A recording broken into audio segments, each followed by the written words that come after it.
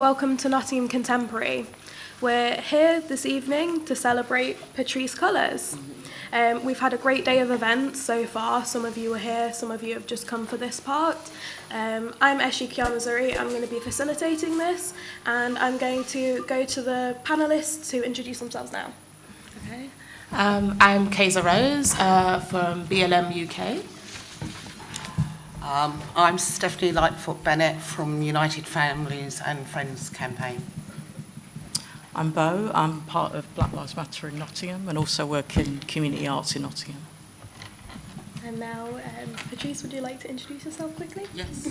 Hey everybody, I am Patrisse Khan-Cullors, one of the co-founders of Black Lives Matter.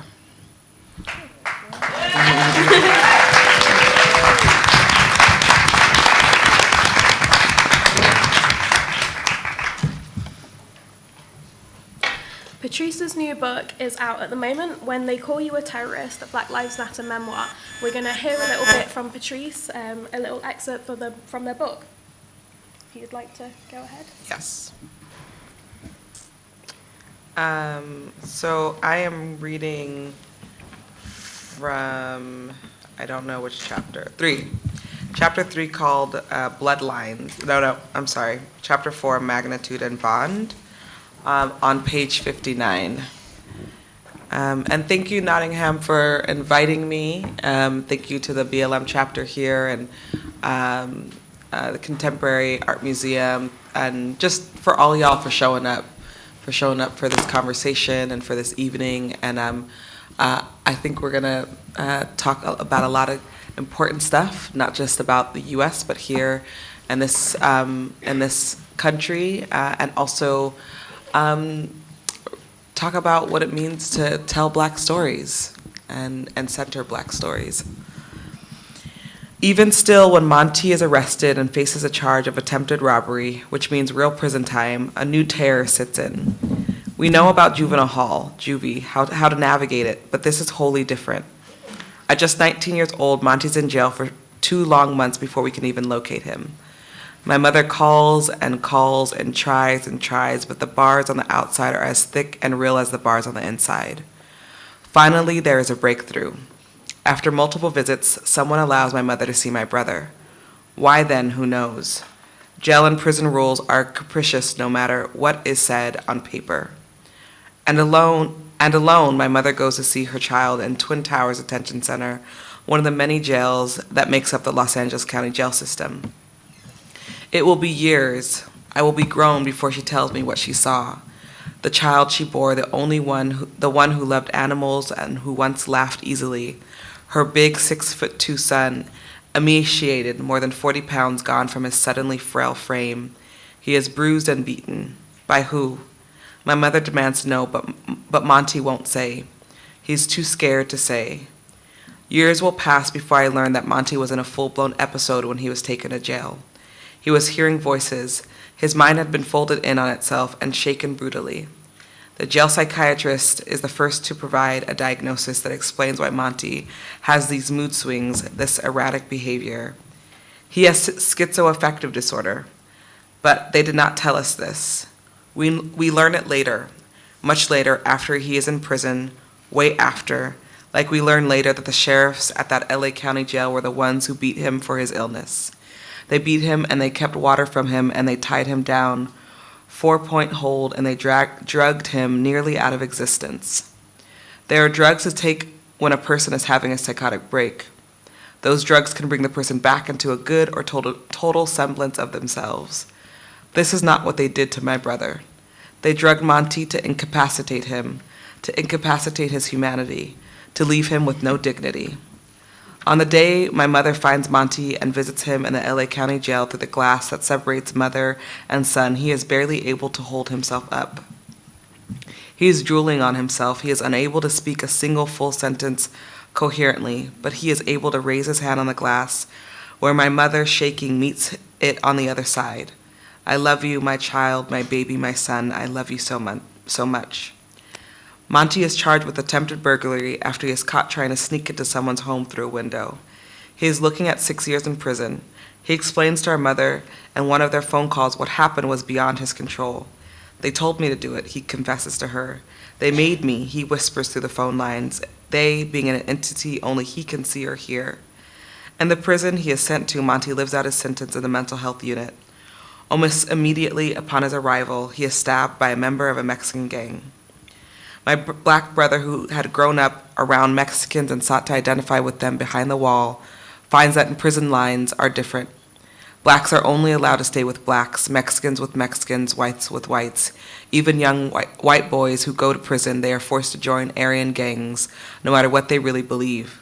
It is how you stay alive. Or else, go to the mental health unit, which is what Monty does. I am safe here, he tells my mother, who tells me. Although a mental health unit in a prison is hardly what I would come up with when I think of keeping someone safe. He is probably right, and it's also true he has never stabbed again. There are more people with mental health disorders in the prison than all the psychiatric hospitals in the United States added up. In 2015, the Washington Post reported that American prisons and jails house an estimated 356,268 people with severe mental illness, a figure that is more than 10 times the number of mentally ill patients in state psychiatric hospitals in 2012, the last year for reliable data, about 35,000 people. Thank you, Patrisse. That definitely gives us all something to think about. I think we should maybe go into a conversation now about mental health in the Black community and how poor mental health support can lead to Black people getting incarcerated. So I would like to say, would you have anything else to talk about that, or should I go down the panel for someone else to bring it up? I think go down the panel, I can Yeah. circle back on it, yeah. Does anyone want to talk on this? Yeah, for sure. So firstly, I'd like to kind of share something that I saw in my travels. I reside in London, and I was on the Central Line, for anyone who knows what that is. It's on the subway. I was sitting there minding my own black business, traveling to where I was going to, and this what appeared to be a female. We can't assume people's gender, so I assumed that this woman was female just by her appearance. So she gets on the train, and she looked kind of disorientated. And I was quite alarmed by this because it reminded me of my sister. So although this woman was white and my sister's not, I recognized some of the things that I see in my sister, and my sister is schizophrenic. So I'm looking at this woman. She starts humming and wailing really loudly, and then she starts sitting on people and touching people and grabbing people's papers from their hands. Now, I will say again, this woman was white. So no one did anything. No one appeared to be afraid. No one called the police. No one stopped the train. But in different experiences, when it is even a black woman, people have been afraid. People have called the police. People have stopped what they were doing. People have crossed the street. People are alarmed. So, yes, but they're both suffering from mental health. But there are differences to how we're treated, and that we are seen as dangerous. And I wanted to share that part and keep it away from my sister, because when I talk about mental health in this kind of context, it always goes to her. But there are other focuses for this. So yeah. Does anyone else have anything? Yeah. Within United Family and Friends, 70% of males and females that die in custody have a mental health issue.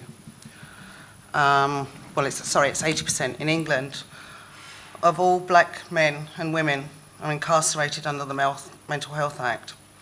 But are you aware that no police officer has had any formal training on how to deal with somebody having a psychotic episode? Young black men and women who have committed no crime at all can find themselves in high security mental hospitals where they have fewer rights than prisoners that have committed a crime. Young black men born in the West Indies are 2.5 times more likely than a white man to be sectioned under the Mental Health Act. black men born in the UK are 4 times more likely than white males to be sectioned under the Mental Health Act. These officers do not understand when somebody is having a psychotic episode. They see it as lashing out. They see it as you're being difficult. They see it as you're not conforming.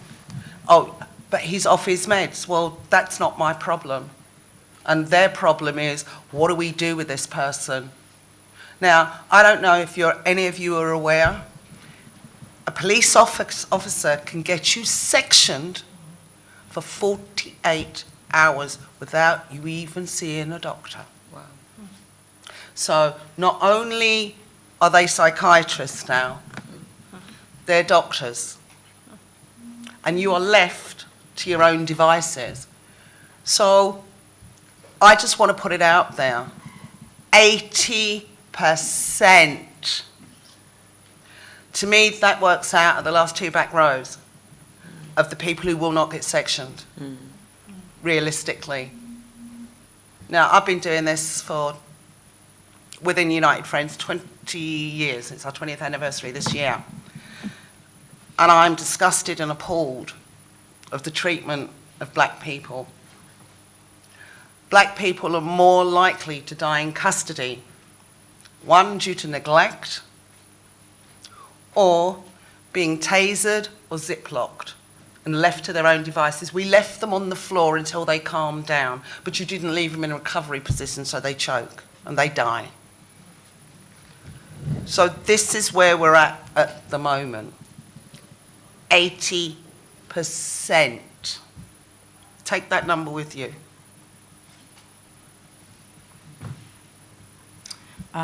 Just wanted to add to that I've kind of noticed that these deaths are really being kind of profiled more regularly now. I've seen a lot on Twitter where I think there was something quite recently where a black man was detained recently and died under suspicious kind of circumstances, and again it was this issue of mental health. Oh, Lewisham. Yeah. Was that Lewisham? Lewisham, yeah. But I'm seeing them occur. They're getting profiled more. I've noticed that on kind of social media, so I think sort of highlighting that issue is, that's becoming more public is a good thing. Absolutely. Patrisse, would you say that Black Lives Matter is doing a lot about mental health in the black community in America, and could that work be helpful over here if we're not doing it already? Yeah, I mean, I think folks are already doing that work. United Family and Friends have been doing that work to really have a broader conversation around deaths in custody and the impact criminalization has on black people and the impact criminalizing mental health has on black people. I think the interesting thing about a society that really focuses on punishment as a way to deal with social ills is that most societies that focus on punishment as a way to deal with social ills is going to impact everybody, but it's going to disproportionately impact some people.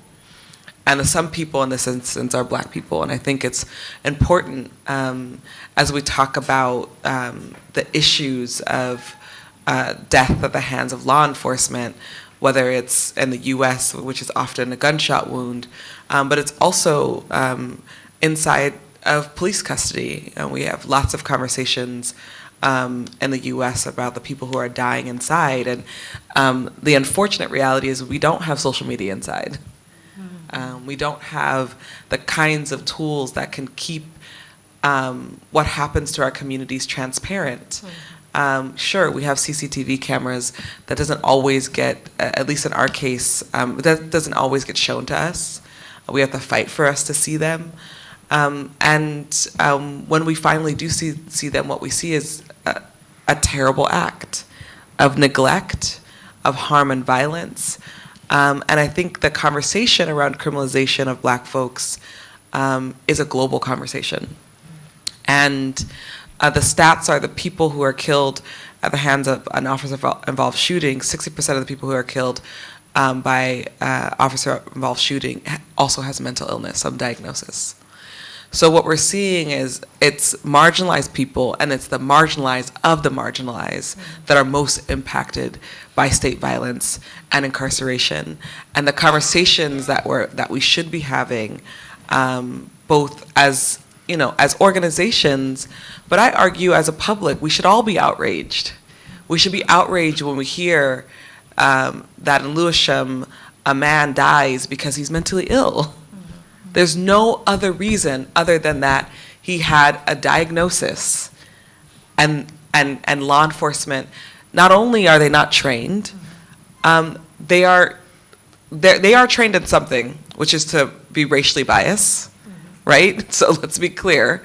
Maybe their training isn't in mental health response. Their training is in racially profiling people. And in that, what we end up getting is more and more deaths. And I'll stop there, but I think the questions become, how do we hold them accountable? And groups like the UFFC are trying to hold the police accountable in the UK. So would you like to say a little bit? Yeah, what we've found so far is that 1,518 people have died in England and Wales since 1990. And yet not a single officer has ever been convicted. I mean, I'll give you an instance, as in my case, what brought me to United Families and Friends. 25 years ago, last November, I hate the word loss, and this is what people tend to say is, we're sorry for your loss. Well, I'm sorry for you, because I didn't lose my twin. I know where my twin was. He was in a cell. Children you lose at the market, keys and change you lose down the back of the chair. I didn't lose him. He got arrested in Manchester on suspicion of robbing British home stores when it existed at 5:30 in the evening on a Saturday. Now, this is the lone person going in there to rob this till. Packed department store. Wrong place, wrong time. They chased him down. They chased him down so hard they couldn't catch him. They said they had to chase him down by a car. He was jumping fences. He was gone. Leon was in custody for 6 days. Nobody was allowed to visit him. Now, we're from London. I get a phone call at 6 o'clock in the morning, 6 days after Leon got arrested. He got arrested on the 21st. He was dead on the 27th. My dad rang me to say, Stephanie, Leon's dead, and put the phone down. I was like, what? So I'm ringing around. I then find out that my twin died in the cell. No, that the post-mortem, everything was all rushed through. They don't want you to have your own independent. They want nothing from you to do anything in your grief. I have spent the last 25 years trying to get my brother's case reopened. One, the first inquest got stopped because custody sergeant's wife was on the jury. Second inquest, I'm conducting this myself. I managed to get my brother's sample sent down to London to get DNA tested because something wasn't sitting right. They put out a statement, man found dead in cell from heroin overdose. I've not even viewed the body to identify him. We get back in court, toxicologist for the state. I feel I should make it known to the court. This is what he stood up in the dock and said. I feel I should make it known to the court I falsified the evidence by putting this man's name to somebody else's samples who died of a drug overdose. Now, the only reason he did that because I busted him. And the samples that he used was of a white man. Now, how wrong could you get that? We're mixed. My dad's from St Vincent, my mum's half Polish Jew, half English. You cannot confuse a white drug addict with our DNA at all. I did get an unlawful killing verdict. It was overturned. The CPS, we don't think it's in the public interest to bring a prosecution against the toxicologist. What about the officers? Article 2, right to life, hospital 500 yards away. You could have took him there. He's been laying unconscious for over 12 hours. We feared for our safety. And they left him to die. To date, not a single officer has ever been brought to book. this isn't right.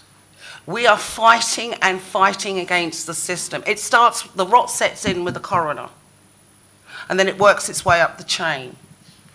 These officers need to be brought to book, and we are fighting. It's a long, hard fight. But slowly, United Families and Friends, which is every member that's in this group, is somebody's family member who's been killed by the state. We are slowly chipping away. An investigation by the independent newspaper found more than 3,000 police officers in the UK under investigation for alleged assault, but only 2% have ever been suspended or put on restrictive duties.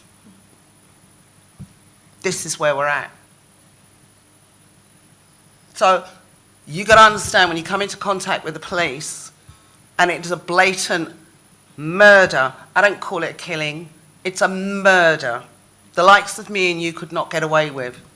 But because they wear the Queen's blue, and as far as I'm concerned, they're the biggest gang in this country. They outdo the Cribs. We've got our own version of the Crips here, and it's called the police. And this is where we are at. Not a single, when you think about it, over 4,000 people have died since 1968, and not a single conviction. So where do we go from here? We fight, and we keep fighting, because we don't want our pain and our grief to pass on to you. But like I keep saying, this is where we're at. Not a single police conviction. And when it comes down to the mental health, it was a psychotic episode. So that one gets totally blown out completely. There's no chance of any officer because this person had a mental health issue. My brother didn't. My brother never, ever suffered from a mental health issue, and still no conviction. But like I said, it's taken me 23 years to get the case reopened. It's our job to support you. And this is where I'm at now. It's 2 years under investigation. Hopefully, I might get a conviction, and this might open the gates for everybody else. But sadly, I'm not going to bring my hopes up, because they won't allow it. They will not, like us in the States, they won't allow one of their own to be convicted. They won't allow it. So it's not just endemic across the pond, it's endemic over here. And as a community and a group, we've all got to unite together and show enough is enough. You can't take our fathers, our brothers, our sons. You can't do it anymore. Our daughters, our mothers, our aunts. It stops. And this is where we all have to bring the police accountable for their actions, because the panel kind of know me now, and as I say, as sure as the bear shits in the woods and use the bunnies as Kleenex, there is going to be another Black Death in custody. But this is why obviously you guys must have heard about all the shutdowns that happened and how we were annoying people on their way to work and we were stopping flights and people were upset. Well, people are dying, and we have to make sure that we're doing these things to keep these families and more families in the future, because we know it's going to happen, at the forefront, because people go on with their lives. And people do go on marches, and then they get on with their lives. These families will grieve forever. So it's our duty to make sure that we are shutting shit down, that we are putting ourselves and our jobs, our careers on the line, to make sure that we are supporting them. They can't fight this alone. This is a massive machine. This is the system. And so therefore, one person can't go up against the system. Not even a small group of people can go up against the system. We all have to stand up in our own way and say, this is not right. You can't keep killing people for having a mental health issue. Or even if they are a criminal, does that mean they deserve to die for stealing some sweets? Do they deserve to die for that? But I do understand also that not everybody can go to the marches. Not everybody can stand up and say they're part of BLM, even if they are secretly. Even if they secretly believe that, yes, I really want this to happen. I really agree with what you're doing. But everybody can do something. So in terms of where I'm at right now, I mean, we're willing to be on the front line and stand up and talk about this kind of stuff, but you're all part of society. And if you don't think that these things are right, I really would love for you to think about what you can do. Let's not talk about what you can't do. What can you do to support? What can you do to help these families get justice? Can I just add, sorry, that one family member gave me this, and this is how she summed up her feelings. Our loved ones, and this gets me every single time, so I don't read this out too much, because as much as I think I'm a female silverback, I'm not. I'm really not, and I'm finding it out as I'm going along, that I think I'm tough, but I'm not. Our loved ones get mysteriously transformed before our eyes.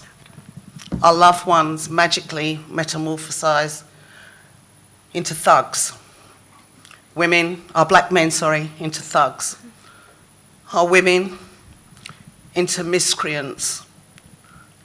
And then our loved ones into corpses.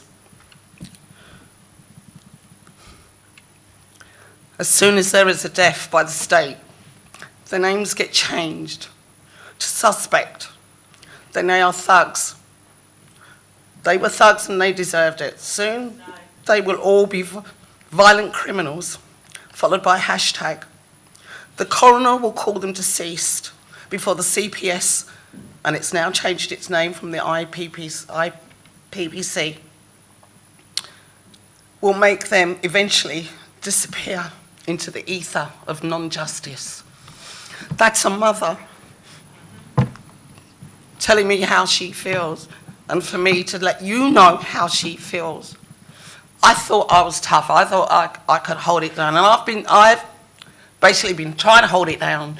But when you've got somebody like this breaking on the inside, and I can only put on this is across the world, the police criminalise poverty and those with mental health problems. We must change this. Punishment first approach to every social problem, to eradicate state violence, both on the streets and inside prisons and police stations. We need to move resources away from policing and punishment and towards reinvestment into communities. We demand accountability for every stolen, not lost life. Accountability is not synonymous with punishment. And I promised this mother that at some stage I would do it, and I said to her, look, you know, I'm not going to say her name. And I said to her, I've read it, and I said, I'm bawling on the inside already without even it coming out my mouth. So, to me today, I did her proud by reading it, and you can see how quickly she drafted this. And this hurts. This really hurts. And as Patrisse and the rest of the panel has made it clear, you know, this is endemic worldwide. You know, we need to uplift our black men. We need to teach our sons, you are worth it. You can be somebody. You know, like, for God's sake, Barack Obama become president. We can teach our kids you can become prime minister. You can do something. And as parents and as part of the community, hear our voices. Hear our tears. See the stains on our faces. Help us through this. Help us make the police accountable for what they've done to us. Thanks, Steph. Thank you.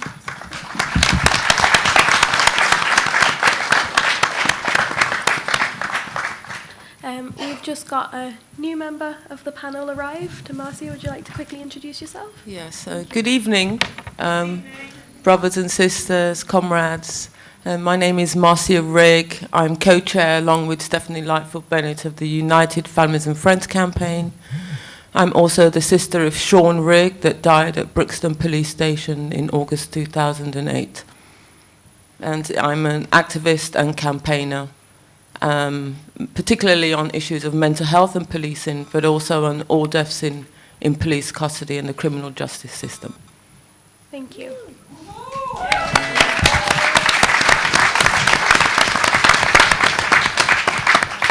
I'd just like everybody now to just take a second and just think about the stuff that was just said, because it was so deep, it was so moving, and it was so important.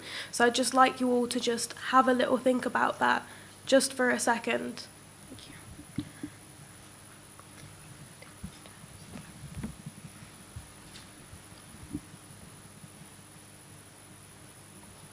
Okay. I'd like to ask Bo on the panel if you'd like to talk about some issues that are going on in Nottingham right now, as that's where we are, and how we can support those, and we'll have a little discussion about that. Yeah. Well, I mean, I'm sure most people saw last week on Twitter and social media about... Can you hear me? Sorry. I'm sure most people saw last week about the racist incident at NTU with the student getting racial abuse outside of her dorm room. I think she tried for 2 days to get that situation solved, and then ended up having to expose it all on social media. And there was a kind of outpouring of support for her, which I think is great. I think it's a shame she had to take it to social media. But if that's what needs to happen to expose these kind of situations, then, you know, that's what needs to happen.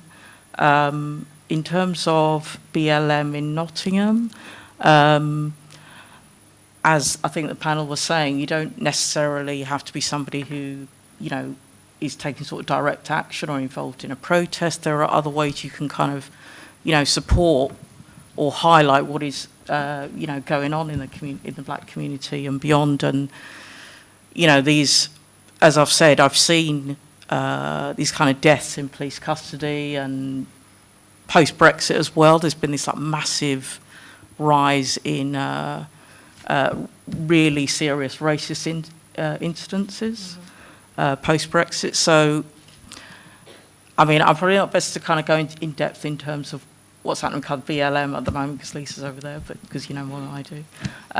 But I do think it is about a kind of collective responsibility, and just kind of getting involved in some way, whatever that is, whether you do go on a protest march or you are going to, you know, donate to a cause like the Families United, or, you know, you want to highlight one of these kind of issues on Facebook or share a story thousands and thousands of times.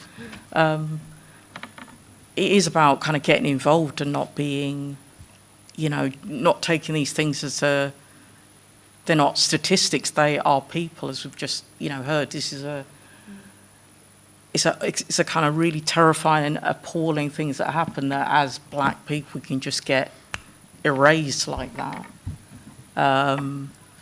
Yeah, so that's just all I want to say. Yeah, Sorry, I've just got one part here. I checked with the families a bit today and asked them if there's at any stage that you don't want me to say anything about your cases, then to let me know. One person that I promised I would highlight, I'm not just highlighting one person, if you see what I mean, but I needed to bring this up. Remember the Hillsborough? Mm-hmm. It's all still in your mind, yeah? Becky Shah is her name. Her mother died at Hillsborough. Now, this is recently, because she's part of our group, and she said, I've just been informed by the new named IOPC that the investigation into the way that my mum was smeared after they killed her unlawfully is to be dropped. 2 police forces, both South Yorkshire and West Midlands, the investigating forces, said that my mum was, 1, a bad mother, 2, a drunken hooligan, and 3, a promiscuous woman. Now, this is a family member. This is what we go through. So it's not just that, you know, one of our loved ones has been killed by the police. In order to clear their colleagues, it is down to smear tactics against the families. And this is what we suffer all the time. I mean, I can scroll through from various different family members. From Leon Briggs' family now has been told that they will not be, he died in Luton, that there will be no investigation into his death. And this seems to be the treadmill of injustice against the families, that no matter where we go and what we do, because we don't get legal aid, don't forget, for an inquest, but the police will have 4, 5, 6 deep representatives, and it's your money paying for it. But we get nothing. And it is constantly, every single member of United Families and Friends, they have tried to smear. And this is what these families are put through every single time. I haven't got enough time to break down every family, because you'd all be in therapy. Some of the things that they have to go through. And their children, don't forget, there's children left behind. And this is so hard to deal with and to put forward. And it's always the last hurdle, and there's never that last hurdle, because they keep taking the hurdles away. Yes, I'd also like to, just add to what Stephanie said. I'm sure Stephanie said quite a bit about the families. I just want to just say a little bit about the emotional aspect that sometimes the families, most of the families go through. In fact, there is a pattern. So one of the things is body parts. There are times, often, when the body parts, the brain or the heart, has been removed. Loved ones have been buried without their hearts or brains. And, you know, Stephanie is one of them. Yeah, I buried my mother 2 years ago, and I didn't tell her that his brain's in a jar in Manchester still. Yeah. How do you tell your mother? There's the issue of medical evidence being thrown away at autopsy. So the family doesn't have automatic access to their loved one's body because the person died in state custody.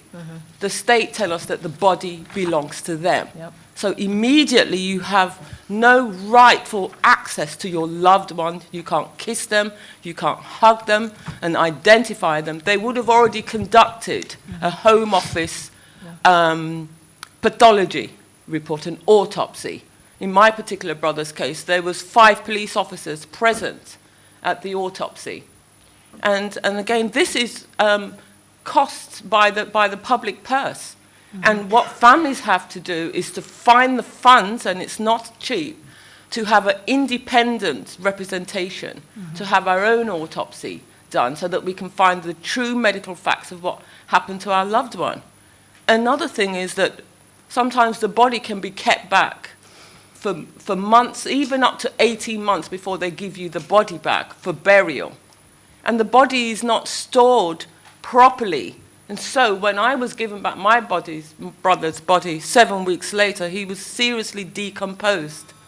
The only way that I could recognize my brother when we went to the funeral parlor to dress him, as is what is our culture, to do that in our culture. We were unable to do that properly because a special bodysuit had to be put on him because of the leaking fluids that would have gone into his clothing or the coffin. And this is something that families have to go through. I mean, one of the families is Lisa Cole, the death of Mark Cole. It was 6 months after that she received the body back, and they couldn't even put a special bodysuit on his body because they do not store the body properly. The fact that police officers are not interviewed immediately after the death, because the IPCC, or the IOPC as now that they're called, treat officers as witnesses and not suspects. And so it can take months and months before an officer is interviewed where the loved one died literally in their hands, and they don't get an immediate full statement from the officer. In fact, officers are allowed to collude and to get their stories right immediately after an incident, and that's in stark contrast to to an ordinary member of the public. And the delay tactics that they use, long drawn-out investigations, the fact that ex-police officers are employed by the IPCC, and where is the independency in that? And there's so many other patterns that the families go through that the public are not completely aware of. The emotional side of it, and the fact that officers can retire and avoid disciplinary action or any sanctions at all, and they can leave with their pensions and can move on to other forces, and families have to fight to challenge an officer retiring, or fight for an officer to be suspended pending the investigation. Every family has to fight every step of the way and challenge every process, and at the end of it there is no accountability and there is no justice. It's very rare when a case is taken to trial for a manslaughter or a murder trial. There's only been 3 murder trials in history of Britain, none of which have secured a conviction. And there's been 1 perjury trial in my brother's case. It was the first of its kind, and a second one in Birmingham, the death of Kingsley Burrell, where officers were found to be giving false evidence during an inquest, which was caught on CCTV. The evidence is compelling, and yet we have still not secured a conviction. And so the struggle is real. The struggle is difficult for families, and that's why we really need to tell our stories and bring awareness of the issues when your loved one dies in state custody. And this is why it's important to bring it back to you, because you are paying for all of this. You're paying for the police to get away with this. You're paying for judges to get away with supporting the police in getting away with this. It's all part of the same system. So until people start to realize that we have to do the shutdowns, I have to bring it back to drawing attention to these cases, to keep them alive, to support the families, to support people who don't get justice. Because if we're not looking at this as a problem of society and just of individuals, then we are complicit in what is happening to these families and other families that it will happen to. Can I just say, Leon died in 1992. It's 25 years. The same thing happened to Leon. He died in November, got the body back in the May. I got a sealed coffin because of health reasons. He was a public hazard. So I didn't even get to kiss my brother goodbye. I didn't even get to put a picture of his daughter in his coffin. I had to pay £250 to have the body brought back from Manchester. This is what we go through. That's 1992. And this is still happening now to Marcia, 9 years ago, to families a couple of months ago. Why? Why is this still going on? 25 years later, families are going through what I went through. It's not right. It's inherently wrong. Why do we stand for it? Why do we, as a black community, fight amongst ourselves and not come together? Why do we not do that? What is wrong? Is it okay to cull us? Is it like a hunting season? Are we part of the safari? Well, they're riding around in their jeeps and they're killing us? 25 years. Sealed coffin. 9 years for Marcia. Sealed coffin. It's wrong. How can you not have 50p to put in the meter to keep the fridge going? I don't get it. I don't get it. And it's true. Your money is paying for them to get away with it. Thank you. Patrisse, drawing on your experience from co-founding Black Lives Matter in America and organising there, what can we do as people, as members of Black Lives Matter, but also as everyday people, do to support groups like UFFC? Yeah, I mean, I want to make sure that I don't turn into like the person that gets told what you all do, because I hate that person. I'm not going to give anybody advice. I'll just be an example of what things that we do. But I've been following UFCC's work since 2015, and I think it's been incredible that an organization that is fighting for justice for families is still alive. I think there's 3 things that we always tell people that they can do. The first thing is donate money.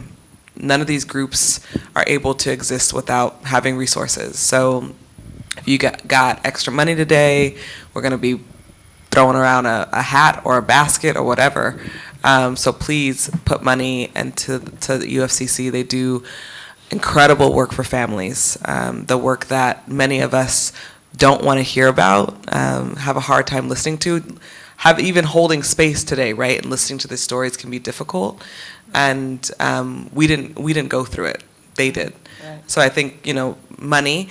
The other thing is the media will try to erase the families. Mm-hmm. The media will try to make us believe that there isn't a UFCC or there isn't a growing movement in this country. So you have to keep it alive. You should be having conversations in your workplace, on social media, in your homes. Bring people together to have these conversations about what it looks like in this country around police violence. And then the third thing is to show up if you physically can, to marches, to events. There's going to be a huge rally and a march at the end of October, the last Saturday. It's the 27th? October 27th for UFCC. I'll be here. I'll be coming back for that, and that is something that they've been doing. So I think those 3 things in particular, and you can sort of that can be with anything, right? Pick your lane. What do you feel most interested in? What do you feel like is your passion? And I would say show up for that, right? If it isn't UFCC, then go join Black Lives Matter Nottingham. Join something, be a part of something. We're in a moment where the issues around, everybody's cameras are on America right now, and they're looking at Trump as if there isn't the same sort of white nationalism happening in this country, right? It's easy to sort of look the other way and be like, look how terrible they are. Then you don't got to focus on how terrible it is here. And I think, being here over the last week and talking to folks, and I was sitting on the train going back to London last night, and I was talking to this brother and his wife and his kid, and we ended up talking about. I always talk to black folks when I'm on the train because you just got to, and we're talking and stuff. He was like, "You don't sound like you're from here," and I was like, "I'm not," and he was like, well, we got into a conversation about the book, and he was like, "Oh, you're an author," and eventually he looked at me. He's like, "Can I tell you something?" I said, "Yeah." He said, They say that it's not racist here, but this is one of the most racist places I've lived in. Mm-hmm. And it was just this moment where, and I said, that's exactly right. And I think he felt affirmed. There's something really manipulative about telling a people that they should feel good because it's not as bad as that place. Right. Mm-hmm. That's deeply manipulative. And I think that, exactly, I think, as I've visited lots of Western countries, I hear that same sort of tone. We have Black Lives Matter in Canada, same thing. I've heard it here. I talked to a news anchor when I did a bunch of media on Thursday and Friday, and the news anchor said to me, "Oh yeah, I remember when the BLM," she kind of quoted in the air quotes, "BLM UK did a protest," and we all kind of laughed like, "What are you all complaining about?" And I was like, wow. And I said to her, well, actually, they have a lot to complain about. And I started naming statistics, and she sort of shut up. And I think, this is like the conversation of the white people in the audience. If you ever hear yourself being like, well, it's not as bad over there, I think to stop yourself and stop your white friends and say, actually, here are the things happening to black people here. And this is the ways that we need to be involved. Yeah, so I just...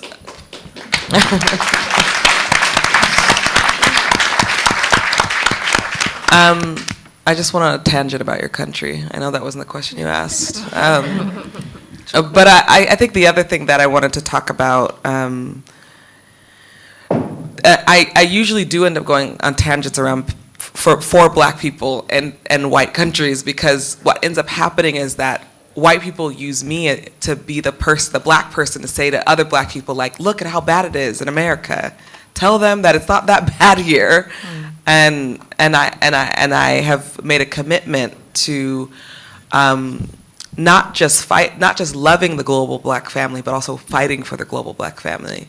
I think it's incredibly important that we recognize that anti-Black racism is a global phenomenon, and that has global consequences. And wherever Black people are, oppression exists, but wherever Black people are, freedom. We're fighting for our freedom. You can go anywhere on the planet and Black folks are fighting for our freedom. I was in Australia last year. Black Lives Matter Global Network received the Sydney Peace Prize. And I met with a lot of Aboriginal Australians who obviously identify as Black. And one of the biggest conversations with Black deaths in custody. Well, did you know that they're running at one death every 6 days in Australia? Exactly.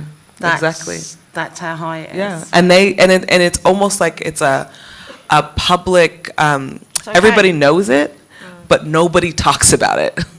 And so we had all these really important and engaging conversations with Black Aboriginals and Black Indigenous people to talk about deaths in custody. And I think the more that we know, the more that we're able to identify how these issues, how our governments are talking to each other, coordinating together. At one moment, I was in a small town where they had said that that the local Australian government brought over folks from the U.S. criminal justice system because they were going to start trying to implement a criminal justice system similar to the States. It worked for about 2 years, but it failed epically, of course. And the folks there said, yeah, that the U.S. empire continues to import its ways of oppression. And so there's just this conversation I think is important. It's not a coincidence that we're trying to identify, right, the intersections around what we've experienced in our own Black lives and how they're oftentimes very, very similar, if not the same. And where there's a departure, that's important too, and we should be talking about it. Thank you. We do have a Black Lives Matter Nottingham group. We have a Facebook page, we have a Twitter account. There's also BLM UK as well. So if anybody does want to go and find it on Facebook, find it online after this, please do. Yeah, trying to read through my notes. So I just wanted to ask, how have you found your day today in Nottingham? I think that it's important to go to some positives as well, and I like to think that today was a positive. Yeah, there's a lot of positive. I mean, it's lovely to be in this space, and I think today we started off with really being able to hang out outside, talk to folks. It was lovely just to meet the Nottingham community and meet the BLM team out here. One of the first chapters here in the UK that has been holding it down since 2014. And I've been here since last Thursday. I think my time here in the United Kingdom has been really powerful, really important, really necessary. It's amazing and beautiful to be around folks who want to have these conversations, want to be in conversation. And also the biggest feeling I have is people wanting to act. So like, we are here, we're having these conversations, what do we do next? And I think that's been incredibly powerful. I'd like to just go down and ask if anybody wants to talk about other Black Lives Matter chapters quickly in the UK. Well, we definitely do have a BLM London. And we have kind of several other BLM kind of organising going on in the UK. We have some organising going on in Birmingham. We have, in fact, everywhere you find Black people, you will find BLM organising.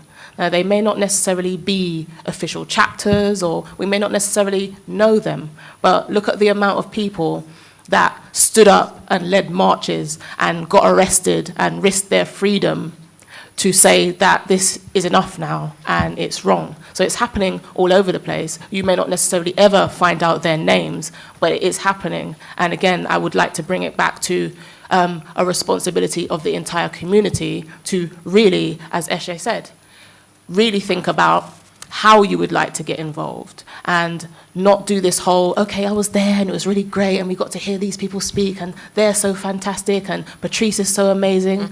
Yes, all of those things are true. But what are you doing? It's all of our responsibility. If we're saying that these things are wrong, if we know that they're wrong, what are we doing about it? And to the people who are allies in the room, what are you doing in your communities to challenge anti-blackness in your communities? Because anti-blackness and racism is a white problem, and we're suffering from it.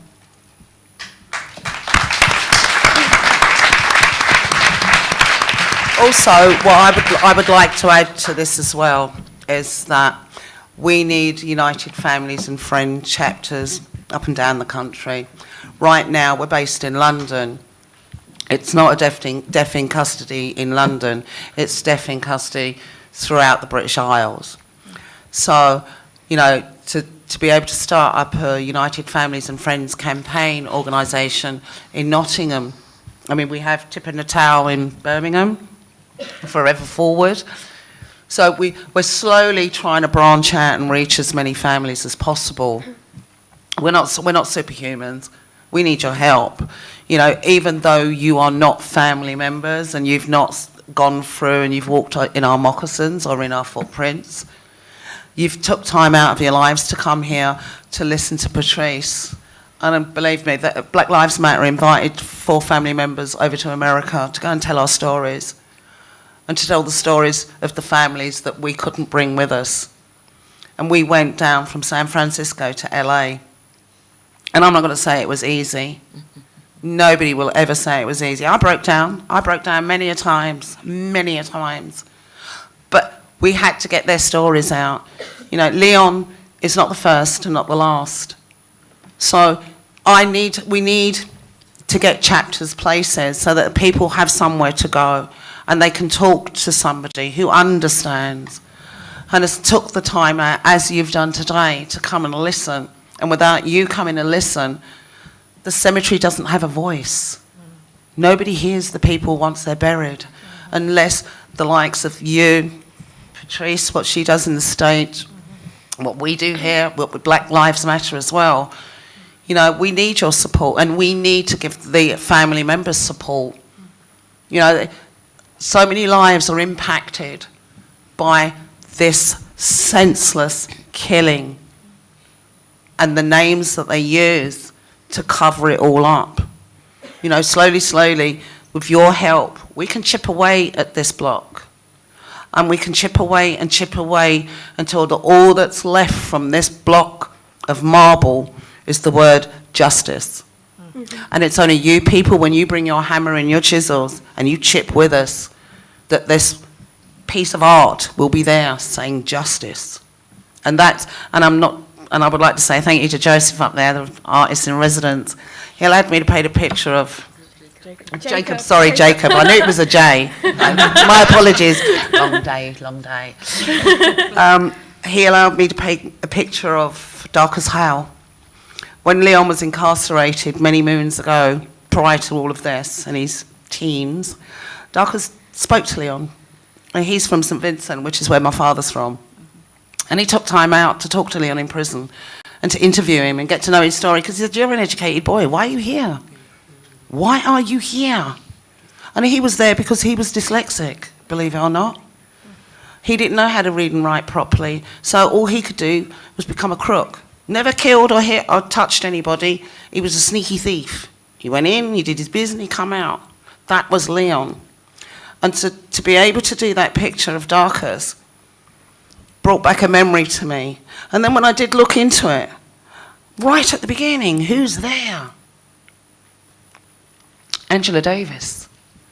I wrote a letter to that lady when I was in primary school, 9 years old. A teacher came in one day and went, we're going to write a letter, free Angela Davis. And when little kids running around the playground, we're going to free Angela Davis. And I sent this letter as a 9-year-old. And then to see Patrisse, oh yeah, Angela, I was like, you know Angela? Oh my God. So that picture out there represents my life. The Deptford fire. Nina Simone, it's everything that's in there that represents my life. And that picture is that statue that says justice. Because everybody on that picture there was seeking justice in some form, be it artistically, be it spiritually, be it in a song. And this is what we look from you. Justice. No more, no less. Okay, hi. So talking about the role of allies and also about the UFFC, now is the time that we're going to pass the bag around for donations. So if Lisa, can you grab it and just pass it down each line? Is that okay? We're also going to have, ooh, one sec, sorry. Yeah. Oh, you have the bag. We're also going to have a performance by Tremondo whilst this is being passed around. Okay, it's Tremondo. Just pass it on. Did audience question?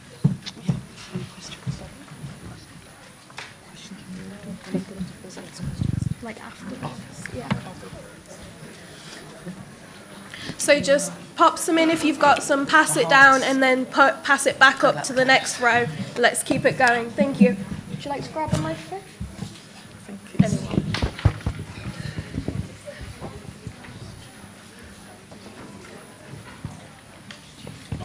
Hi, Tremondo. Would you like to introduce yourself a little bit? Yeah. Yes. So my name is Tremondo.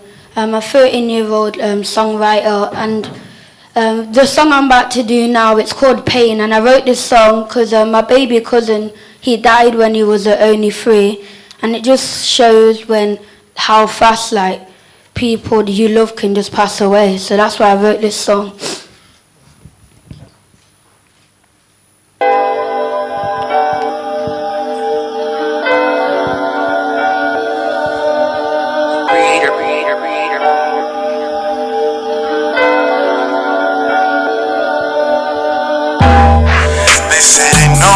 Know my pain, and they say that they know me, they just know my name, yeah. Man, I think about you all the time. I'm a fallen soldier just to hold my mind, yeah.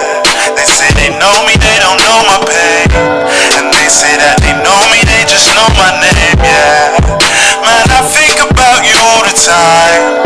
I'm a fallen soldier just to hold my mind, yeah. When will days get better? I'm sitting there waiting for a letter for a cure. I can't wait no more, can't see I can't take no more. Don't wanna fake no more, this cycle can't break no more. Had hope but there ain't no more. I ain't that man saying anymore, because battle is up to me. These kids them they look up to me. These kids don't wanna meet up with me, but I'm no saviour. Like this is mad to me, it's just sad to me. I guess the disease just had to be. Music was something I had to see, but I still ask God, just take it out of me. Just take it out of me. Yeah, God, just take it out of me. Please show me the sign for me to see. If it's music, let me ride the beat.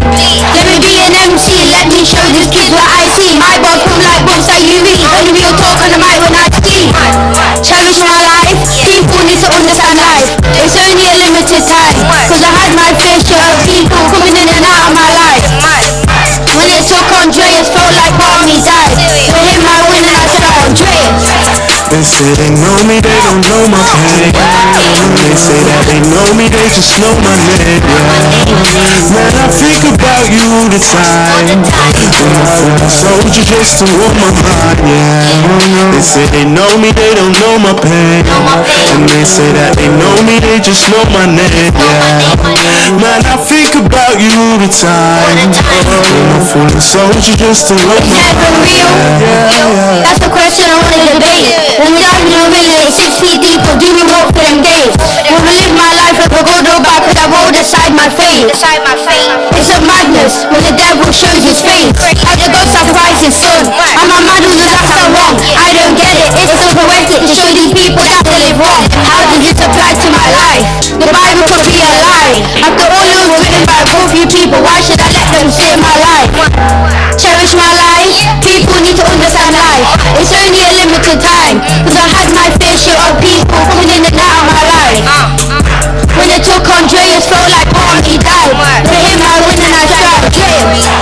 They say they know me, they don't know my pain. They say that they know me, they just know my name, yeah. Man, I think about you all the time. When I feel a soldier just to warm my mind, yeah. They say they know me, they don't know my pain. And they say that they know me, they just know my name, yeah. Man, I think about you all the time. When I feel a soldier just to warm my mind, yeah. They say they know me, they don't know my pain. And they say that they know me, they just know my name, yeah. Man, I think about you all the time. I'm a fallen soldier just to hold my mind, yeah. They say they know me, they don't know my pain. And they say that they know me, they just know my name, yeah. Man, I think about you all the time. I'm a fallen soldier just to hold my mind, yeah. Thank you for that time, and remember, Black Lives do matter. Thank you.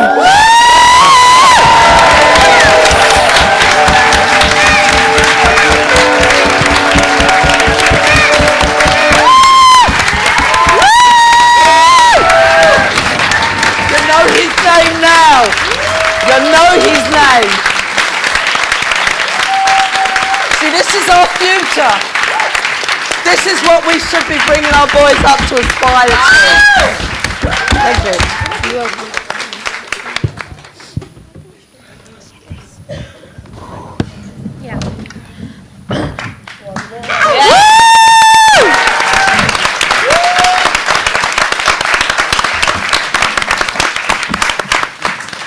Thank you, Tremondo. That was incredible. Yes. Okay. We're going to open up to a Q&A now. I would like to request, though, that we take only questions from black members of the audience first, and then if we do have time, we'll open up to people of colour, then white people. Thank you. Pop your hand up if you have a question to ask any of the panel members. Patrisse will be back, I'm sure.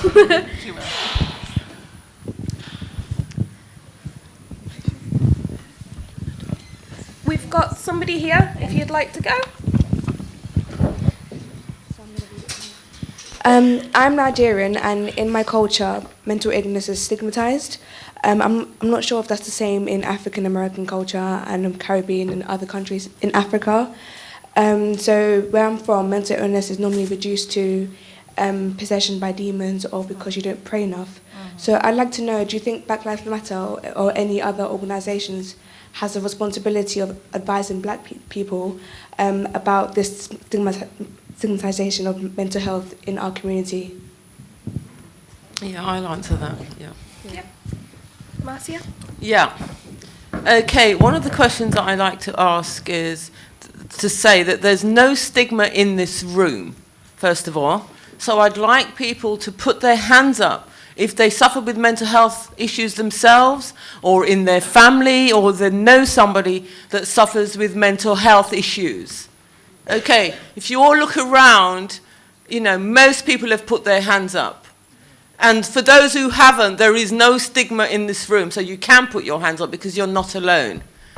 That in itself tells you the urgency and the importance of the issues of mental health. And the stigma needs to be broken down. I think over the years it has been, particularly with the younger generation and social media, because lots of young people are actually taking their lives in prison, not just black people, white people too. This is an issue that affects all of us, and I want to be clear on that. But what is also clear is the disproportionality of our young black men and women. In fact, over half the deaths in police custody are young black men with mental health issues. And they are treated as criminals as opposed to vulnerable human beings. And what we need to do is to work together within our communities. When you speak to people that use the mental health system, one of the problems that we have is that particularly black people are over-medicated, and the medication has serious side effects on that person. And also the cultural issues within the mental health system. So usually when you go up the hierarchy, the psychiatrists and the main doctors are all white.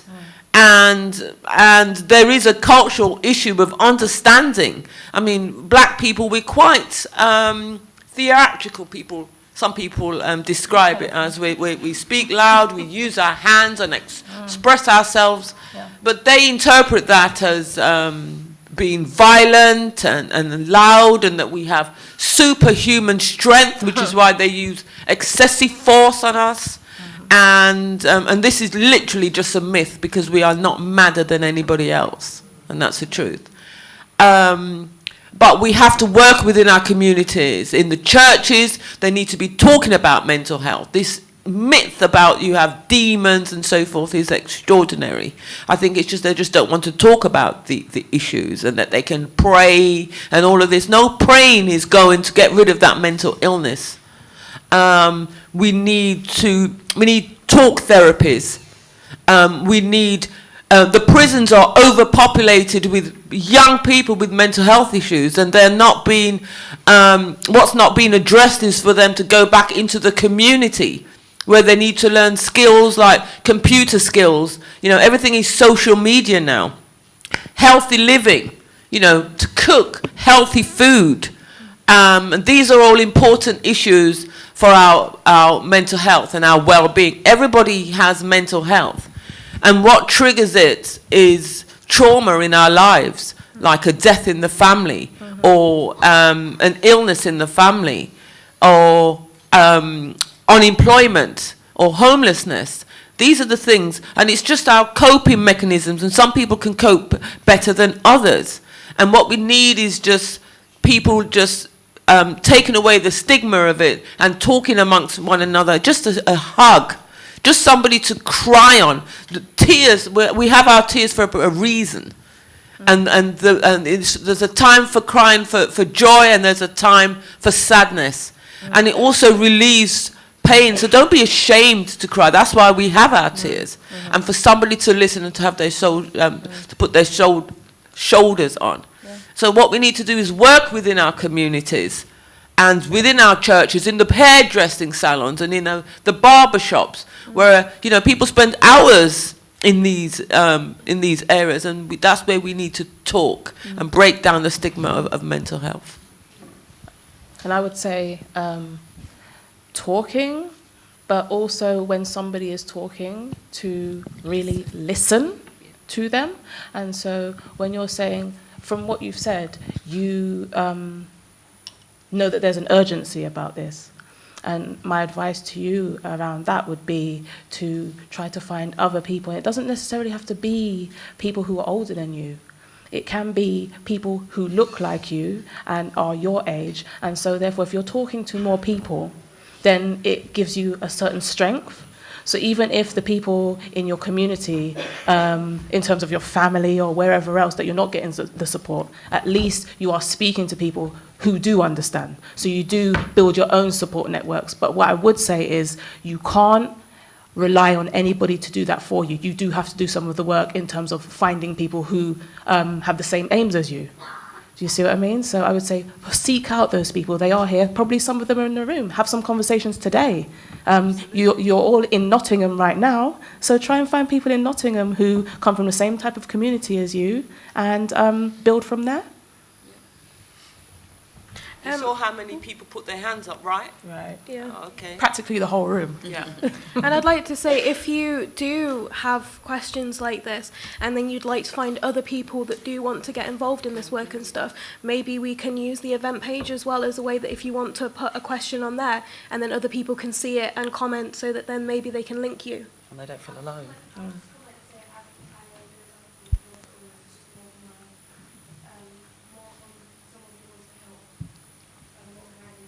Yeah. Okay. Next question. Hi. Yeah. Yes. Hi. Could I add some context before I ask my question? Is that okay? As long as it's brief, yes. Yeah. My question's about race in education. I'm 18 and I'm studying, and I just recently got into university. And I'm the only black person in my sixth form. And there are no black teachers in my school, and I've been there for 7 years now. And there's been multiple incidents where I didn't qualify for a trip that apparently had no academic criteria, even though I'm top of most of my classes. And I asked why, and she told me there wasn't an answer. And as I continued to ask, she wrote a reported me. My dad had to come in for a meeting because apparently I was intimidating and aggressive. At no point did I raise my voice. I just asked a question because it's not the first time it has happened. And I wanted to ask you about having to work twice as hard for half the recognition and what we can do. And we've never done Black History Month in my school until last year when I did it. And I did assemblies around the school, but it's just not something that gets spoke about unless it's on the news. And I want to talk about how we can help Black people in education, and the exclusion rate for Black people is ridiculous, just because of cultural differences. Like you were saying, we're a bit apparently more flamboyant, and we have different ideas of respect. Like a lot of Black people put their heads down, whereas apparently that's rude. You're supposed to look them in the eye, and it's stuff like that when you don't mean to be disrespectful, but it's seen as. So I just wanted to know what I can do and what other people can do in education to encourage and help Black people succeed in university and in just general education. Social media. Social media has become a fantastic tool because, you know, even with the issues of racism, very recently with this young woman hiding in her dorm room because there were racists outside her room. And the university did nothing. But as soon as it hit social media, everything was done. They were very apologetic, and they did the right thing, not because they thought it was the right thing, but because they had to. So I would say that link up with other people who, on social media if you can, and if you don't know any, then I'm sure a lot of us will be happy to direct you to specific groups where you can feel supported, at least on social media, and then build from there, because there is a way to shame them into doing the right thing. So that's what I say, yeah. Thank you. I think the other thing, because I think this is a really important issue around, I don't know if you all are naming it here, the school to prison pipeline, but we do in the States, around how the impact lack of education or poor education has on people's outcome to not be criminalized. So I don't know if those numbers have been created here yet, but I think this is such a ripe opportunity for Black folks in particular to start challenging the governments here to do more reporting on what happens to folks, on getting more data. And that was when we first started doing the school to prison pipeline work, we didn't have any data. We didn't have local data, and we definitely didn't have national data. And we forced, and we as in like we got together as an organization, because you can't do anything alone. That myth that like the single hero, that like doesn't exist. We need groups, we need community groups, we need people coming together. So even if it's, you know, I said this the other day in Birmingham to mental health provider, because she asked a question about mental health and what she could do, and I said, talk to people in your own field.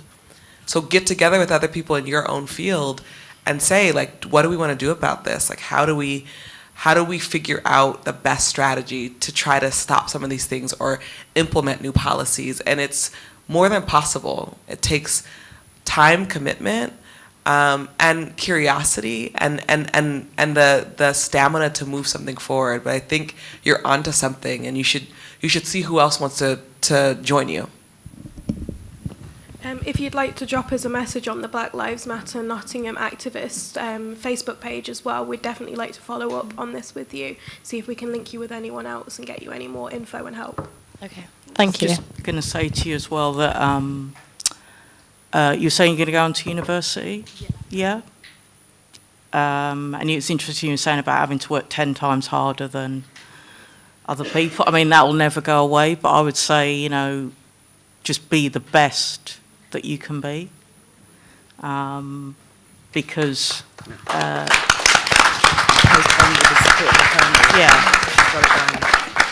I mean, the only reason I say that is I work in the arts, which is... It's got a big issue around diversity. The same questions come up with funders. They're not really going to change, but I have found that has really kind of helped me, is having to kind of really force through and be literally, you're at a point where you are the best that you can be, and nobody can kind of take that away from you.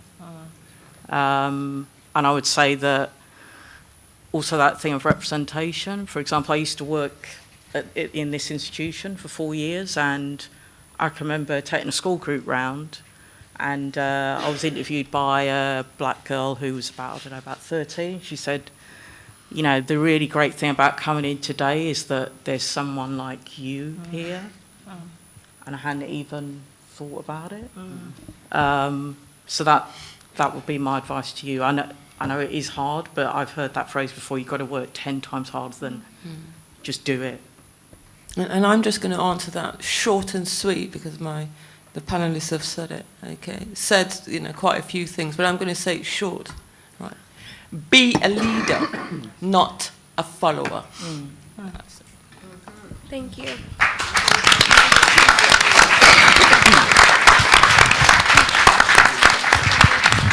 We're going to take one more question. So if you'd like to pick somebody over there, maybe. Hi, Dad. Is it on? A bit of expected favouritism there, thank you. I want to say a great thank you to Stephanie and to Marcia. The work which you do in the UFFC is amazing, and it really does need applauding time and time again.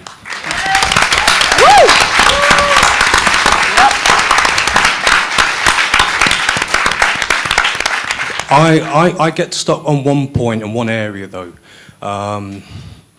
which is the challenge which we face around this idea of reform, because I don't believe that this system is possible to be reformed. It needs destroying. Yes. And those who might be here who might think that that is a really dramatic statement and not at all achievable. If we cast our mind back to the actions of the state, we haven't got any accountability, that's clear as day. And when that window opened during the Stephen Lawrence case, when the Macpherson report levelled, I think it was nearly 80 plus recommendations on the Metropolitan Police and on the state around its failings and what it needed to do. I know here in Nottingham, they got round to addressing 6. And they did that begrudgingly. And what took place post Macpherson report is that these perceived gains changed. They got their diversity training. Police officers and the people in the institution start talking more of the language of diversity and sounding less racist. But then we have the development of anti-terrorism kind of legislation. So all of those gains which were made supposedly under Macpherson disappeared under all of the terrorism legislation which is actually heaped up on top of us right now. So we're actually sliding backwards. Okay, and I'd like to understand how, instead of seeking accountability, what are people's feelings around, and this is to you as well, Patrisse, in terms of organisations like Critical Resistance, which exist in America. You mentioned Angela Davis, people like Althea Francois, and others who want to change the landscape of how we as communities address the problems in our communities without the need for state institutions. So my question is there a route outside of reform, and what possibly could that look like? Patrisse, would you like to take that first? Yeah. Yep. So 2 things. One of them is I actually believe in reform, but I believe in non-reformist reforms. So I could talk about that a little bit. And that's actually a theory directly coming out of Critical Resistance, and it's something that as we were trying to talk about prison abolition in particular, the abolition of prisons, the police, court system, surveillance, we were trying to figure out, okay, so if we want to be organizers and campaign against the state, but we have to fight for reform, what are the ways that we could fight for reform that will get us closer to abolition?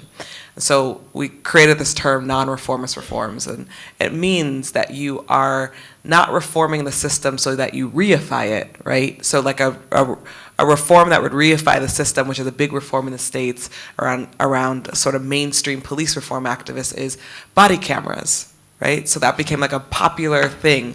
If we just had body cameras, if people just saw the things that they did, if they knew they were going to be on camera, they would do it less. How did that pan out for us? Not only did they not do it less, they started to turn off their body cameras. Right. They started to manipulate the body cameras. They started to decide, cover the body cameras, put their bodies in front of it. One officer, so the body camera argument became an argument. We spent millions of dollars on body cameras. All we did was reify the police. We didn't actually stop police violence. So a non-reformist reform would be, how about we talk about slashing police budgets? The audience should be uproaring right now. Yes, slash police budgets. See, and so people are not excited about that. But I actually want to argue this a little bit more so I can get this audience to feel a little bit more about why I'm framing it as cutting police budgets. I'll give you US statistics because that's where I'm from and that's where I do my work. In the late 1960s, we had 200,000 people in a US jail or prison. By 2014, we had 2.2 million people locked up in a US jail or prison. That's not because crime went up. That's not because black people became more violent. That's because a system invested in laws and courts and police as the only way to deal with social ills. So what became, what was not a drug offense in the 60s, what was not an offense around criminalizing mental ill became an offense in the 70s, definitely in the 80s and the 90s, and the years I grew up, 2000s. And so it's been in the last decade that organizations have been challenging state violence and mass incarceration. And I truly believe that our vision should be towards abolition. I truly believe that. And I think it's an important demand that we should hold up. Because it's not a utopia. Abolition doesn't mean that people aren't held accountable for harm and violence. It means that we're not relying on a punitive-based system, a system that's really based in racial capitalism, that's impacting the most vulnerable of people. And so I'm with you all the way. I think there's ways that as organizers we could figure out how to do that. And I think there's ways as organizers that when we sit in these when we sit and have these conversations, that it's our job to organize you into the position. There's so many people who, before they read my book, were like, I didn't really understand what you meant by abolition all the times I heard you talk. And then I read your book and I was like, oh, I get it. I get why you're calling for abolition. Abolition isn't just about stopping or ending something. It's about imagining something different. It's about the possibility of us being able to imagine black people not just dying, not just losing our lives, not just being collateral damage, but black people able to thrive, able to live full, whole lives. We cannot do that under this current system.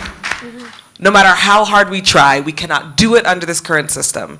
And so it is our duty as individuals, as people who are supposed to love the place that we live in, to fight like hell. That maybe we won't see it in our generation, but maybe our children's children will be able to live in a world where black lives actually truly matter. Can I just follow on to what Patrisse was saying about the body cam? When we was in the States, we met up with somebody who, because I'm sure you're aware that once something happens in the States, it's viral. You know, like, where are these people with the cameras and that? Well, there was somebody who managed to set up something similar as to what you have in the States for in England, and not a lot of people are aware of it, so I'd like to make it aware to you today. And you download and download and download and download and download till you can't download no more. Get your phones out. I'm going to stand up. This is called Why Stop. Okay? Yeah. Look for this in the App Store. Yeah.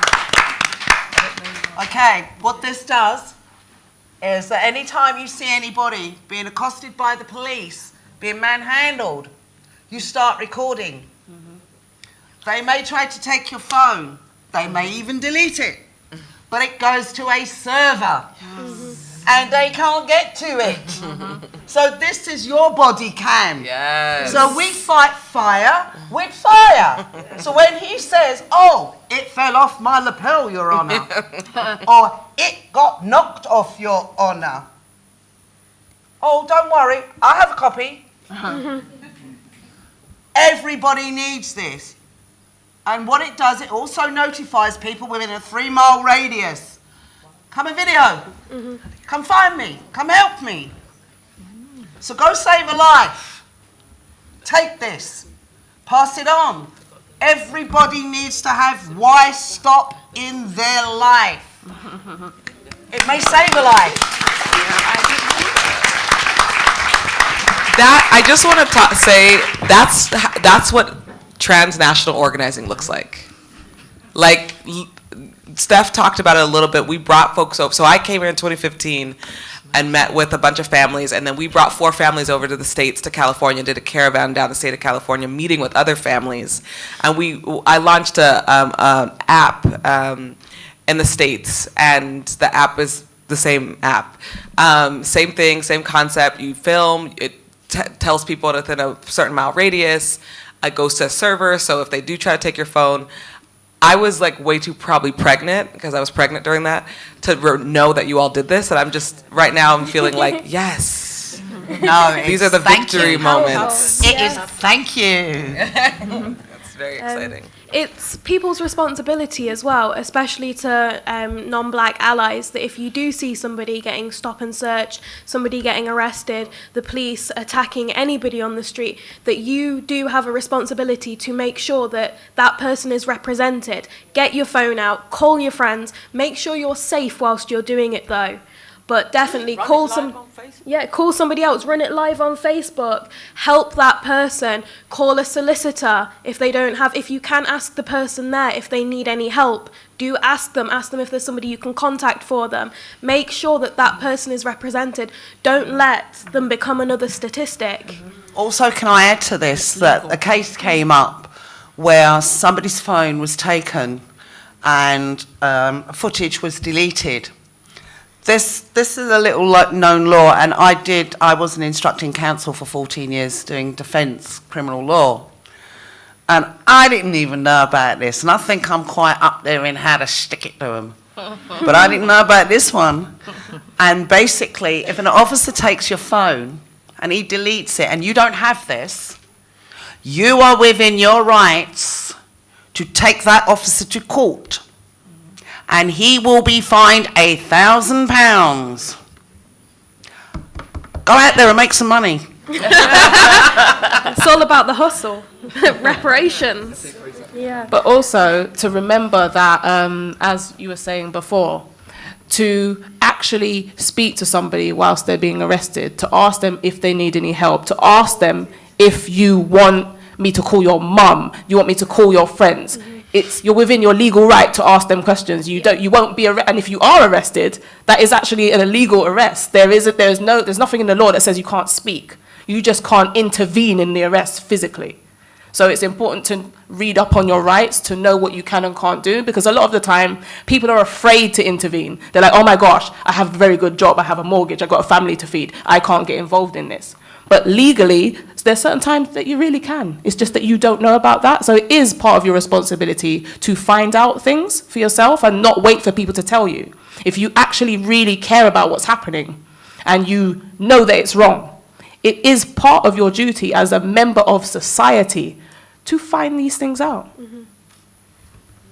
I'd just like to add as well that, like with the prison abolition, it's not just about prisons. We're also talking about detention centres as well. We have a group locally called Shut Down Moreton Hall. Moreton Hall is a detention centre just by Swinderby, so very local to us. We have a Facebook page. We have an event on April the 28th, where we will be going with banners, with signs, and we will also be talking to people inside Moreton Hall as well. So please do check that out on Facebook. Do come to the event if you can, and let it be known, because a lot of people don't know that we have a detention centre so local to us. Full of black people. Yeah. And also follow Yarlswood as well online as well. That is a women's detention centre, heavily full of black women. So, yeah. Don't just wonder if there's any more black people left to lock up. Right? I mean, we are the global majority after all, so yes, there's many more of us. Yeah. Okay, we're closed for questions now. I think we're going to finish off with a poem by Panya, if that's okay with you. Also, United Families and Friends campaign does have a Facebook page. So if you want to find out anything about us, you want to find if somebody needs help and they need a direction, head to that page and it will give you as much help as physically possible, so to put you in the right direction so that you don't feel alone and the person that you're trying to help doesn't feel alone also. Thank you. And also, if you come into a lot of money, you can donate to them too. Yes. Just bring the coin too, if you can. Just saying. We also have copies of Patrisse's book just outside the door as well. So if you haven't already, please pick up a copy. If Patrisse is in the mood, she may sign a couple, but we're not sure at the moment. I will sign. So I'm not moody. Go grab yourself a copy from outside. You can come on through. Okay, Panya, let's go. Okay, lovely. Yeah, it's been. How can I say? It's just yeah. Okay. Airport. The muted tones of people, anxious to get their movements done, hums like a tired choir. Black screen above my head flashes boarding gate 29 for flight EZY2433. Leopard print travel bag, coat and iPad deposited between two grey trays. Today's the day they'll see beyond the surface. See, I wear my granddaughter's smile to keep me upright, my daughter's hope to keep me breathing. Hijab-clad elderly woman sets the buzzer squealing. If Reuters have done their work, I should pass without a blink. Today's the day that I'll pass through. If they don't see me as I see them seeing me, I know I'll have taken a stride. If they don't see me like they were raised to see me. Each time she enters the machine, it betrays her anxiety, squeals like a banshee. Handheld detector scans hijab for hidden bombs and detonators. But today's the day that I'll pass through, because I'm tagged out in jeans from Bench and a sweater from Gap. That blends in. It shows some assimilation has taken place. I speak without much of a Jamo twang. Security clerk feeds tray through scanner like clockwork toy. He fires French in my direction without looking, although I know he sees me flinch. Je ne comprends pas, I reply, before his translation knocks me flat. Take off my hat. I spy hijab woman fumbling to put on shoes. They've handled her plenty. Now, if I was Kate Middleton before she met Prince William, would this happen to me? I don't know. I can only speculate, do probabilities, percentages, ratios, guess. He orders me to stand to one side. His gesture says you've yet to see the extent of man and his doing. He makes me stand like Christ,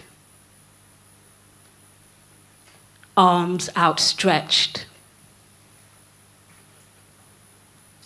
Children stare at my shame. He pats my right leg from thigh to ankle, my left from ankle to thigh, each arm from the pit to the wrist, rub down. He runs his thumbs around the waists of my jeans and under the rims of my breasts, and then down my spine. And then he squeezes. He squeezes the 82 dreads curled to 1/8 of their size in my knitted black hat. He squeezes in between the coils, squeezes like he's milking a cow. Nothing but Samson's strength rests here. After 2 phases of what floats by, I'm taken behind the scenes to meet her, the supervisor. She puts people in their boxes, asks who I am. I'm an artist. I write words and I turn them into poems and songs. I paint stories with parables and proverbs, and I sing speeches. I have nothing more to declare. She orders me to stand to one side, orders me to remove my jacket, my jeans,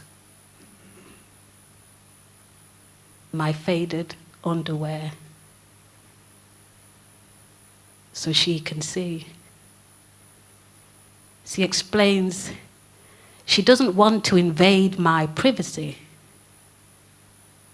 so she asks me to do her work for her.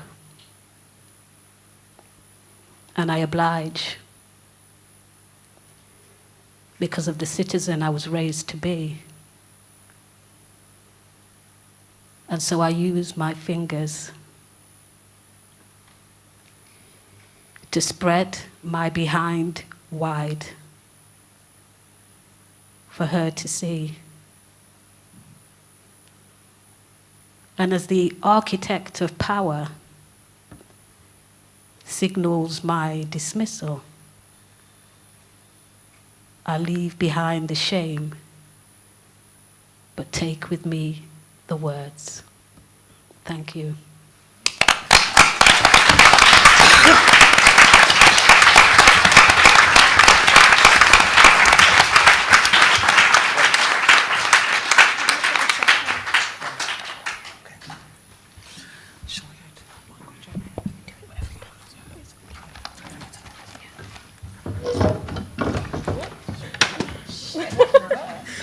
Please don't get me to scream with. Is this on? I would like everybody to stand up, please. This is something, yet again, courtesy of Patrisse, going out there. And it's something I've brought back with me. And it's something that resonates in this country, and it's needed. It's by Assata Shakur. Can you all hold hands? Grab the person next to you. Even if you don't like them, just touch them. And I would like you to repeat after me.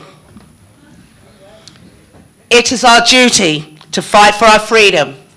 It is our duty to fight for our freedom.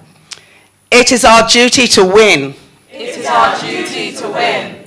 We must love and support each other. We must love and support each other.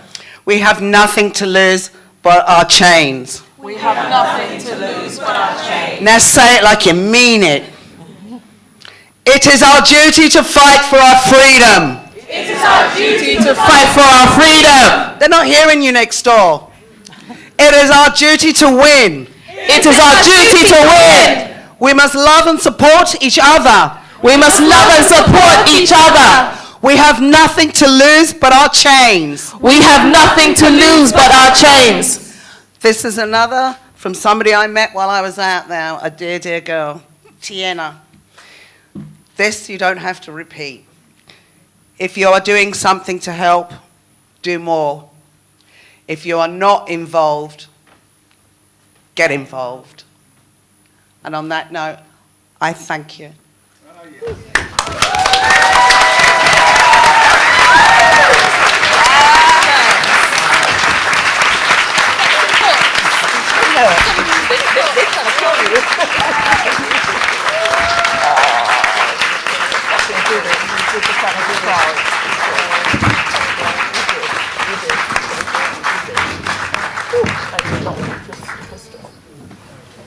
There you go.